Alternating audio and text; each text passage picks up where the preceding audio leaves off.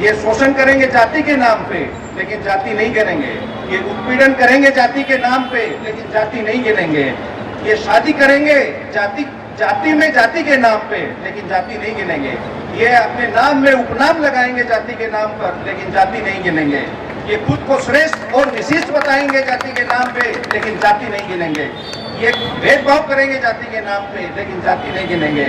ये सामाजिक तिरस्कार करेंगे आपका जाति के नाम पे, लेकिन जाति नहीं गिनेंगे। ये मंदिर में प्रवेश करेंगे और कराएंगे जाति के नाम पे, लेकिन जाति नहीं गिनेंगे। ये किसी को पवित्र बनाएंगे जाति के नाम पे, लेकिन जाति नहीं गिनेंगे। ये छुआछूत करेंगे जाति के नाम पे, लेकिन जाति नहीं गिनेंगे।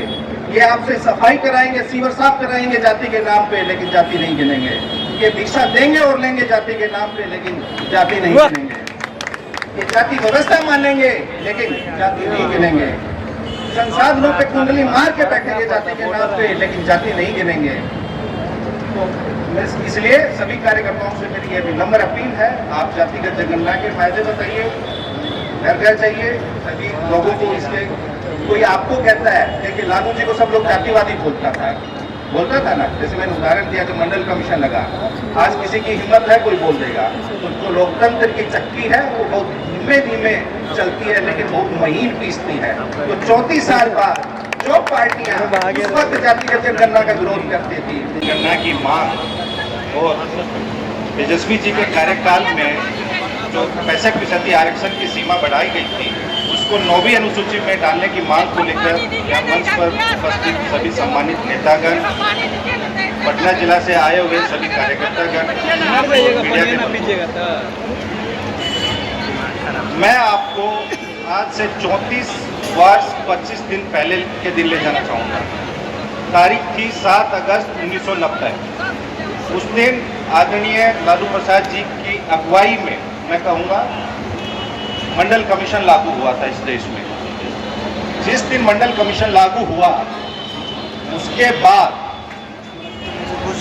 इस देश का और प्रदेश का क्या माहौल था।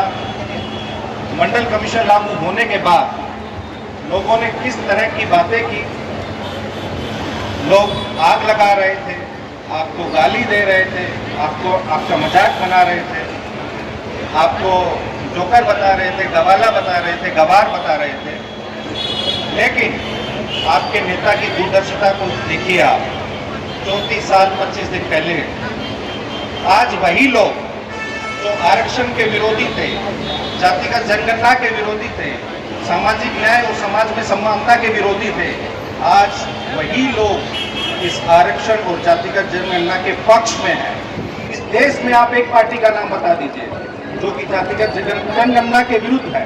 कोई भी सार्वजनिक रूप से आरक्षण की मांग को और जातिगत जनगणना की मांग का विरोध नहीं कर सकता। ये आपके नेता ने आपको दिया है, समाज को दिया है। आज जैसे मैंने कहा, हर कोई जातिगत जनगणना की बात कर रहा है। भारतीय जनता पार्टी ने जब नेता प्रतिपक्ष श्री तेजस्वी यादव जी 2018 में भी 19 में भी नेता विरोधी दल थे, उन्होंने मांग रखी बिहार विधानसभा में, बीजेपी को उसका समर्थन करना पड़ा।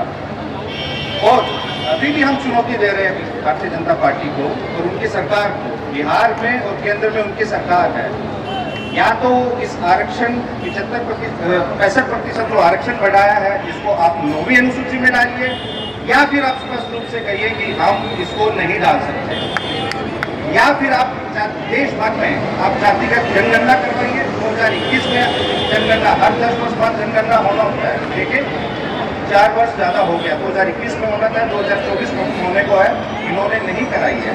और ये हमारी मांग है कि आपको जातिगत जनगणना कराना होगा और राष्ट्रीय जनता दल और हमारे नेता इसे कराकर रहेंगे। साथियों, 1996-97 में जब संयुक्त मोर्चा की सरकार थी नई दिल्ली में, जनता दल के राष्ट्रीय अध्यक्ष हमारे वर्तमान राष्ट्रीय अध्यक्ष श्री लालू प्रसाद जी होते थे। 3 राज्यों में जनता दल, उस वक्त जनता दल के मुख्यमंत्री थे, प्रधानमंत्री जनता दल के थे श्री एच डी देवगौड़ा जी।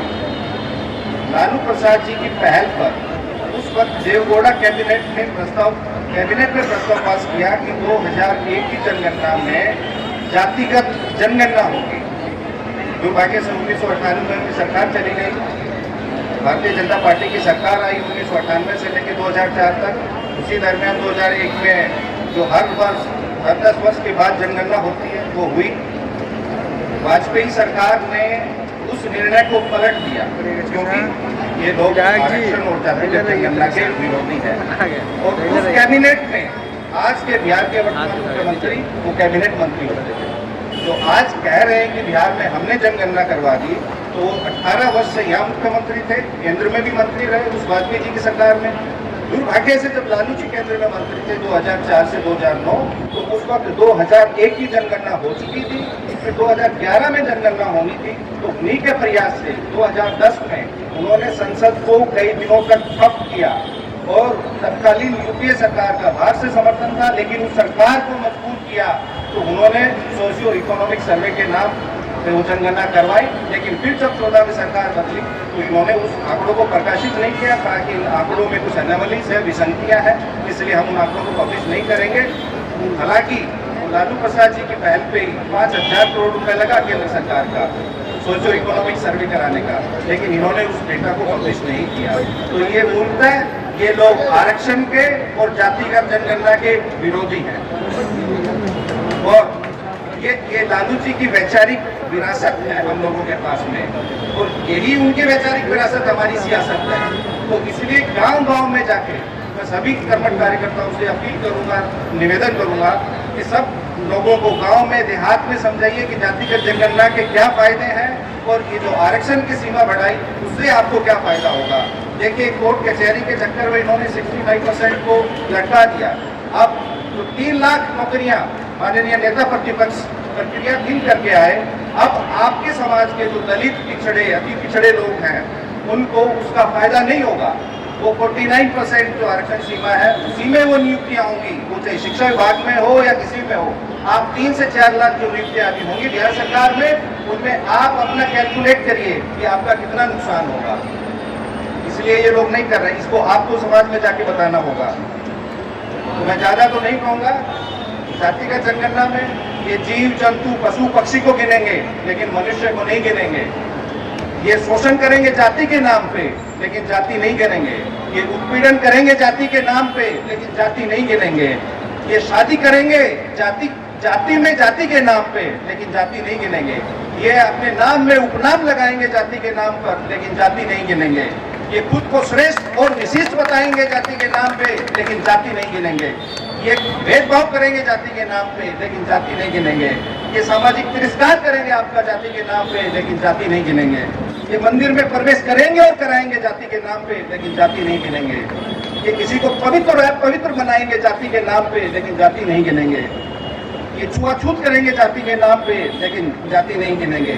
ये आपसे सफाई कराएंगे, सीवर साफ कराएंगे जाति के नाम पे लेकिन जाति नहीं गिनेंगे। ये भिक्षा देंगे और लेंगे जाति के नाम पे लेकिन जाति नहीं गिनेंगे। ये जाति व्यवस्था मानेंगे लेकिन जाति नहीं गिनेंगे।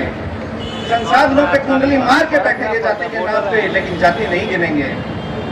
तो इसलिए सभी कार्यकर्ताओं से मेरी ये विनम्र अपील है, आप जातिगत जनगणना के फायदे बताइए, घर घर चाहिए सभी लोगों को। इसके कोई आपको कहता है, देखिए लालू जी को सब लोग जातिवादी बोलता था ना, जैसे मैंने उदाहरण दिया जो मंडल कमीशन लगा।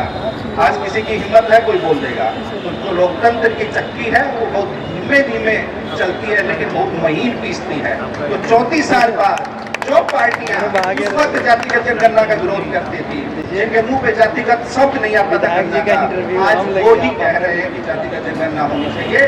तो इसलिए आप गिनोगे नहीं तो समझोगे नहीं, और समझोगे नहीं तो सुनोगे नहीं। तो इसलिए जातिगत जनगणना के फायदे आप समझिए और लोगों को भी समझाइए। बहुत बहुत धन्यवाद, शुक्रिया।